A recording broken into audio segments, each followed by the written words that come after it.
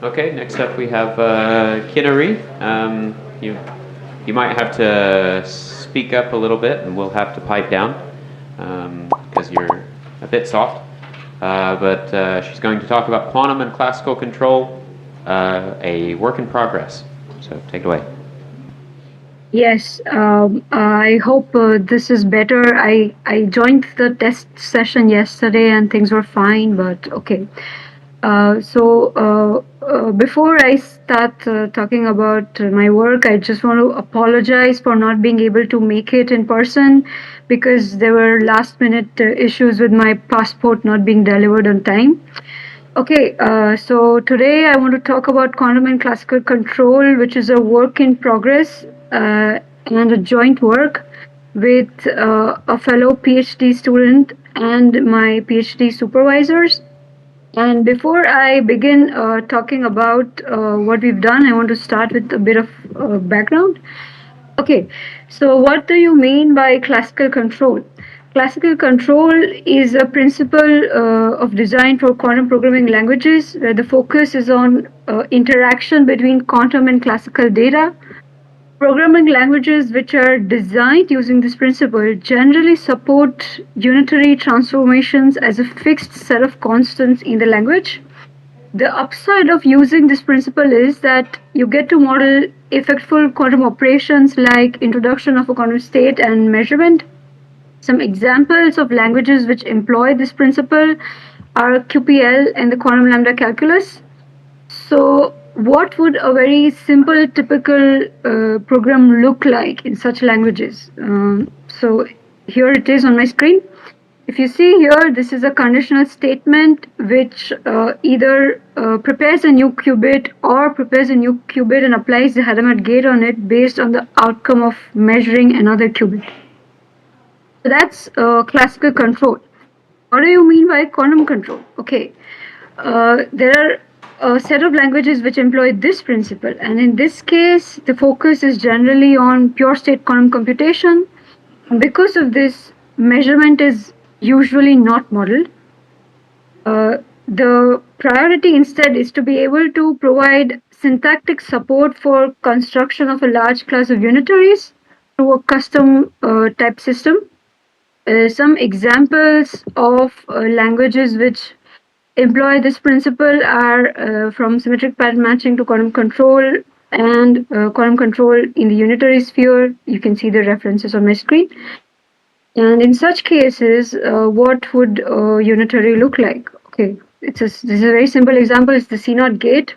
The way it's constructed is that you determine the action of the unitary on a certain set of values which kind of cover the type. So the motivation for our work is basically to combine these two things. So what we want a language where you can model interim measurements and build a large class of unitaries. A recent work which aims to achieve this is Qunity, but Qunity is a compilation system in the sense that there's a source level language which is translated to a low level circuit description language. What we do is more abstract than this. So what do we do? Our language, okay. The way our language works is that there's an entire subsystem which I'm referring to as the quantum control fragment, which is embedded into the main syntax. The way this interaction is modeled in the operational semantics is through something called quantum configurations. And denotationally, the quantum control fragment is interpreted in certain in certain categories of Hilbert spaces. The main syntax is interpreted in certain categories of von Neumann algebras, and there's a functor B which models the interaction. So now coming to the pure quantum subsystem of our language.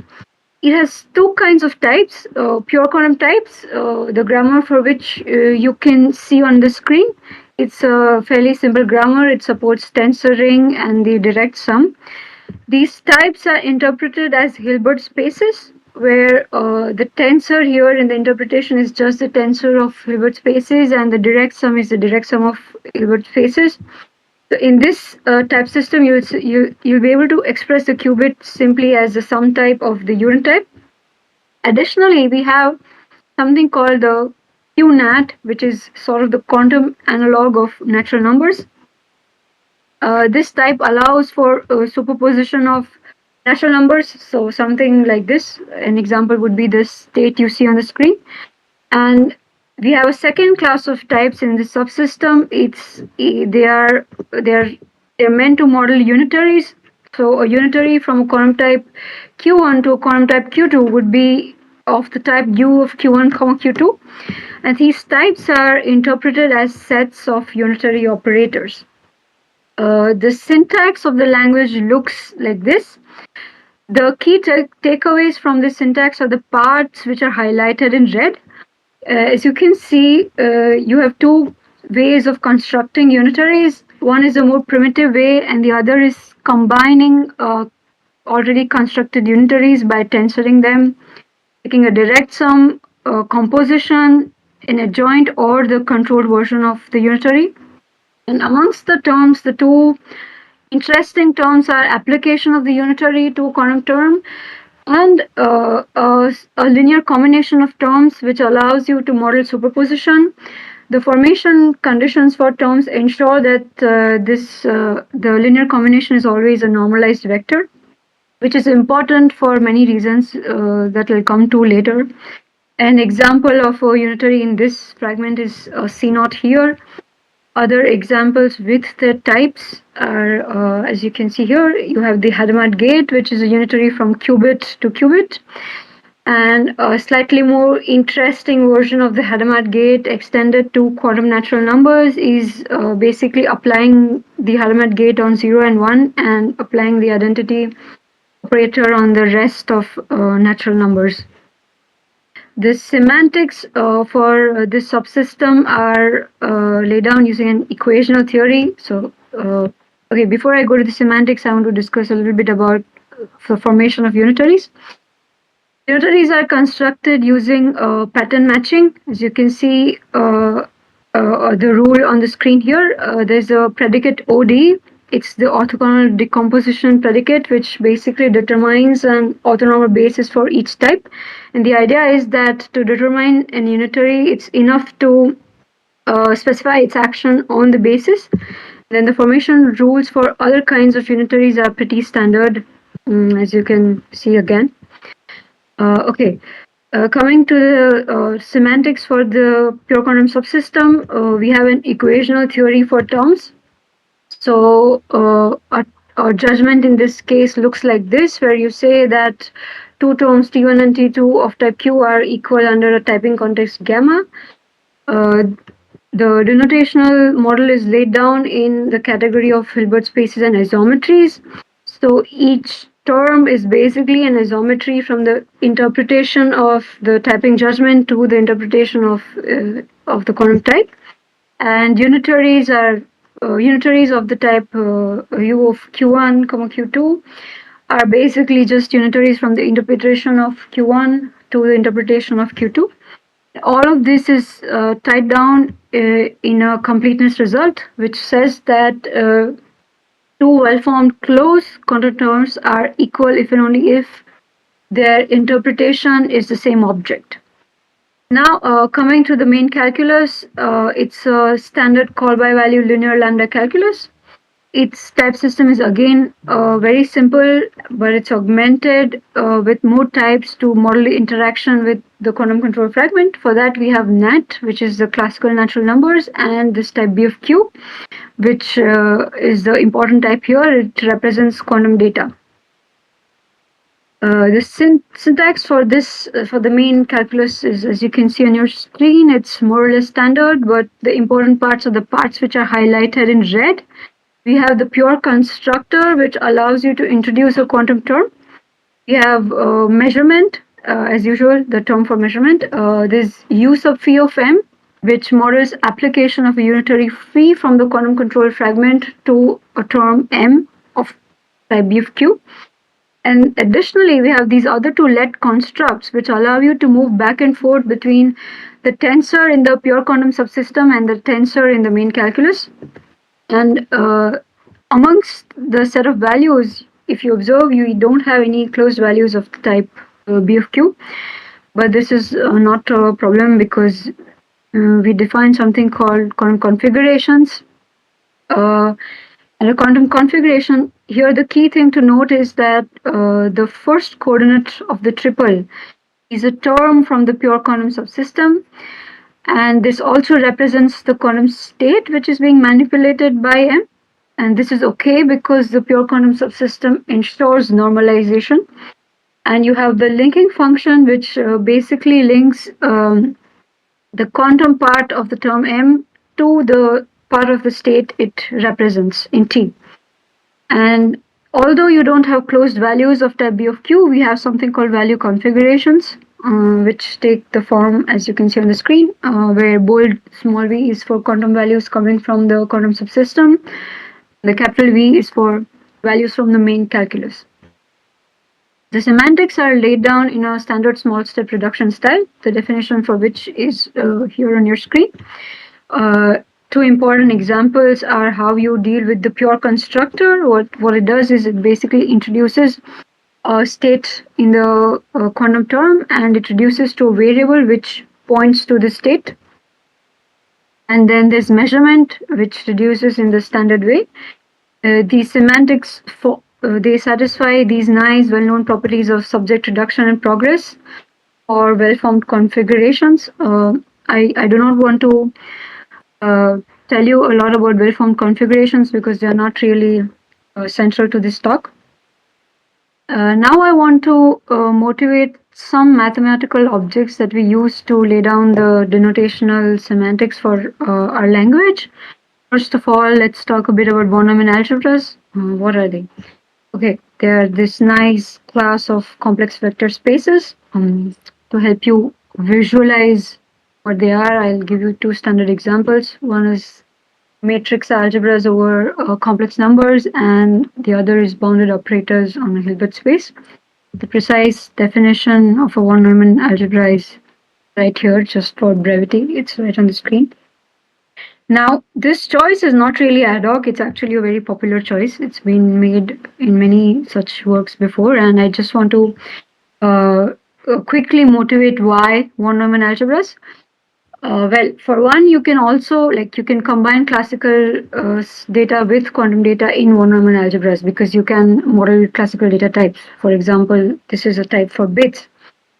Another important aspect is the fact that you can talk about infinite data types using von Neumann algebras.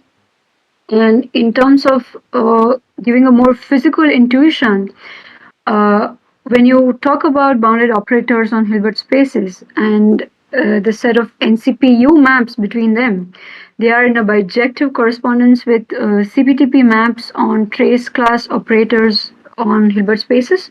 And we know that these CPTP maps, they represent quantum channels in the Schrödinger picture. So you sort of have their equivalence in the Heisenberg picture, which you can talk about using von Neumann algebras. And it doesn't end there. In the event when these von Neumann algebras are commutative, NCPU map between them represents a classical channel. So now I'll go on and describe the categories that we use to lay down our denotational semantics. We use two categories. The first is NMIU. That's an abbreviation. It's the category of von Neumann algebras with NMIU maps, which is basically normal, multiplicative, involutive, and unitary maps. It's the opposite category. What do I mean by that? The morphisms in the categories are reversed. And the other category that we use is NCPSU, which is again a category of von Neumann algebras and normal, completely positive subunitary maps. This category is again an opposite category. And both of them are related to each other in a very nice way, which is that NMIU is a full-on objects subcategory of NCPSU. Not only that, NMIU is a closed symmetric monoidal category, which is only true for the opposite and is also necessary for us in order to interpret function types. The other thing that I'm going to sort of reiterate here is this correspondence, because the terms in our language are going to be interpreted as NCPU maps, and this bijective correspondence kind of gives you physical intuition for these interpretations. And Another reason why we stick to opposite categories is because they have finite coproducts, which we need to interpret some types. Okay, with that, I'll now give you a short description of the denotational model. We interpret types as objects in NMIU and NCPSU. Terms, as I said before, are morphisms in NCPSU. And here on the screen, you can see the denotational interpretation of all the types. And below are the functors and the adjunctions that we use for that. The lollipop here, which is what we use to interpret function types, is the Kleisli exponential, which uses the adjunctions in the figure below. And the bang is an endofunctor on NCPSU. And now I want to talk about the functor B, which basically ties in the pure quantum subsystem with the calculus. It's a functor from the category isometry to NCPSU. It's a strong monoidal functor, and this is why we have those two let constructs in our syntax to basically go back and forth between the two tensors, as you can see here. And what this functor does is it basically embeds the pure quantum subsystem into the main calculus, as is obvious from the interpretation of the type B of Q. B of Q is just the interpretation of Q, which is a Hilbert space. And on that, you apply the functor B, which gives you a one-Neumann algebra. The introduction and kind of elimination rules for this type are the pure constructor, which introduces types of the form B of Q, and you have the measurement term, which returns something of type Q bar, which is a classical type, and it's defined through an inductive translation on pure quantum types Q. And so that gives you a picture of how the denotational model works. And now to conclude, we have certain results which are a work in progress. We have the small step soundedness. Here, the small PR C prime is just the small step reduction probability from the quantum configuration C to the quantum configuration C prime. We have big step soundedness, where now capital PR is the big step probability of reducing to a value configuration V from a quantum configuration C. And finally, adequacy, which is a corollary. And here, halt of C is just the probability of termination when you start with a quantum configuration C. Okay, and to conclude the talk, I just want to talk about some future work, which is just that we can add support for more general inductive types in the language. And another more important aspect is to add support for lambda abstractions which manipulate unitaries.